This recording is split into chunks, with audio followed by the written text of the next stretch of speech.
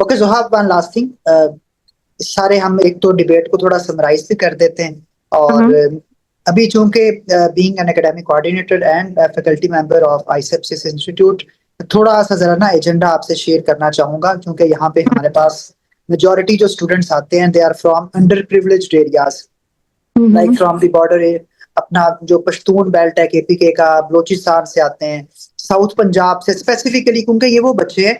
کہ جن کو کوالٹی ایجوکیشن عام طور پہ ایکسیسیبل نہیں ہوتی. اس کے پیچھے دو فیکٹرز ہیں نا، یا تو وہاں پہ فیسلٹیز نہیں ہے، یا پھر ایک ہمارے پاس فائنینشیل افورڈیبلٹی کا بھی ایک چیلنج ہوتا ہے کہ ہم افورڈ نہیں کر پاتے. تو ان کے لیے آئیسیپ کا نا بڑا ایک کنسٹرکٹیو پریپریٹری میکانزم ہے کہ we always go with a foundation phase, جس کے اندر سب سے پہلے جو ہے نا وہ لینگویج فاؤنڈیشن ہے، starting from basic tenses to the very sentence structure and then sentence expression, and then there is a knowledge foundation. کہ بیسک کانسیپٹس، ریئلزم کیا ہے، لبرلزم کیا ہے، اسٹیٹ کیا ہے، کیسے آپریٹ کرتی ہے، اسٹیٹ کے کیا پلرز ہیں، واٹ از گورننس، کیا اس کے ہمارے پاس ڈائنامکس ہیں، گلوبلائزیشن کیا ہے، گلوبلائزیشن کس طرح سے اکانومی کو انفلوئنس کر رہی ہے، پالیٹکس کا کیا رول ہے، گورننس کو کس طرح سے امپرووائز کر رہی ہے. تو پھر ہم جو ہے نا اس کے بعد ان کو لے کے جاتے ہیں کمپلسری اور آپشنلز کی طرف.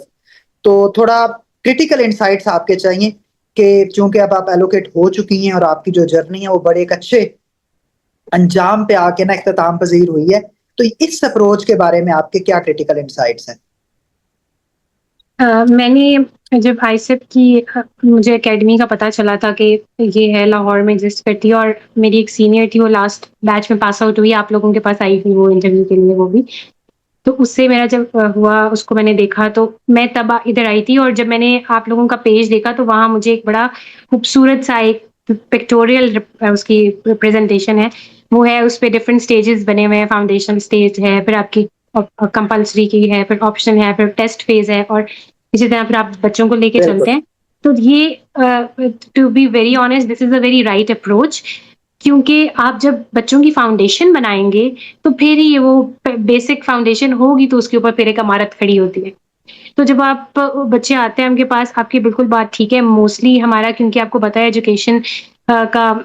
جو لیول ہے ایجوکیشن سسٹم ہے specially in unprivileged areas, تو وہاں کے بچوں کو پھر جب وہ آتے ہیں تو وہ پھر بہت ہی زیادہ ان کی نالج میں بھی گیپ ہوتا ہے، اور سب سے زیادہ ریٹن ایکسپریشن میں انگلش میں تو وہ بہت زیادہ ویک ہوتے ہیں. تو وہاں پہ آپ کی یہ اسٹریٹجی بہت زیادہ اچھی اور بہت سکسیزفل بھی ہی رہے گی انشاءاللہ کہ آپ پہلے اس کی فاؤنڈیشن بلڈ کریں، اس کے گرامر پہ کام کریں، اس کو آپ اس کی بیسک بلڈنگ کریں، پھر فرام دیئر ہر بچہ اپنی فلائٹ لے لیتا ہے. جب آپ اس کو بیسک سکھا دیتے ہیں نا ٹیچر، پھر آپ اس کو نارملی سبجیکٹس کی طرف لائیں گے، پھر آپشنس کی طرف لے کے جائیں گے. وہ بچہ ہر بچے کی پھر اپنی فلائٹ ہے، وہ کچھ بچہ بہت زیادہ اچھے طریقے سے گراسپ کرتا ہے، کچھ نہیں کر سکتا، تو اس کی انڈیویجول ایبلٹی ہوتی ہے. بٹ ہیونگ سیڈ دیٹ، جو آپ کی اسٹریٹجی جو آپ کی اکیڈمی کی اسپیسیفکلی ہے، آئی ریئلی اپریشیٹ دیٹ. میرے ساتھ بھی وہ شیئر ہوئی ہے، اور مجھے بڑا اچھا لگا، اور کہ آپ اتنے سنسیئرلی اور اتنے اچھے طریقے سے بچوں کو لے کے چل رہے ہیں، اور آپ لوگوں کا بڑا اچھا ایجنڈا بھی ہے، and I really appreciate it. اللہ تعالیٰ آپ لوگوں کو اپنے مقصد میں کامیاب کرے، دعائیں بھی بہت ساری ہیں. اینڈ چلے زوہا، thank you so much for your valuable very time. It was really an insightful interaction with you, or it was in the sense thought provoking as well. Thank And you. I hope it would help many aspirants who are struggling with their preparation, یا پھر کہیں نہ کہیں وہ مس guided ہیں، مس directed ہیں، یا